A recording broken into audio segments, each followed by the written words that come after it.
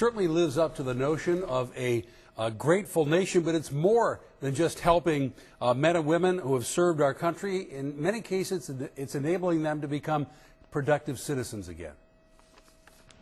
The Colgate Rochester Crozier Divinity School commands a major spot on the Rochester horizon near Highland Park. And now this building that was once used for student housing will be home to 12 homeless veterans.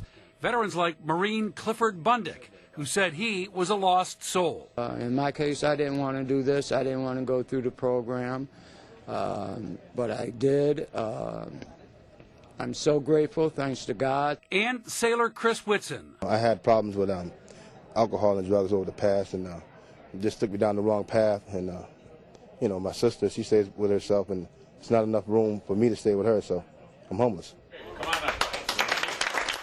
They joined Marine David Elwinger to be among the first veterans to call these apartments home. At today's news conference, community leaders said the program promises to bring dignity and security to veterans who don't have a place to call home. There ought to be some phrases that don't exist. There ought to be some circumstances that are not tolerable. Homeless and veterans are one of those phrases.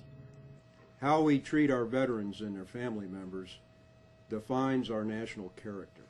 Retired two-star General John Batiste said America has been at war for 11 years, and as a nation, we have fallen way short for what we should be doing for veterans. 146,000 homeless veterans as we sit and stand here right now. When we go to bed tonight, that's a huge amount of humanity, Americans, with no place to go.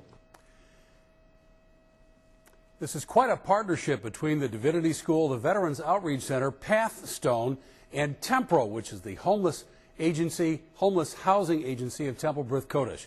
You may have noticed that Rochester Mayor Tom Richards was in the video. His father was a graduate of Colgate Rochester Crozier Divinity School. What do the veterans have to do in return? Because obviously they're getting something out of this. Well, they get continued support from the Veterans Outreach Center, and they have to be working toward job skill readiness or attending school to that end.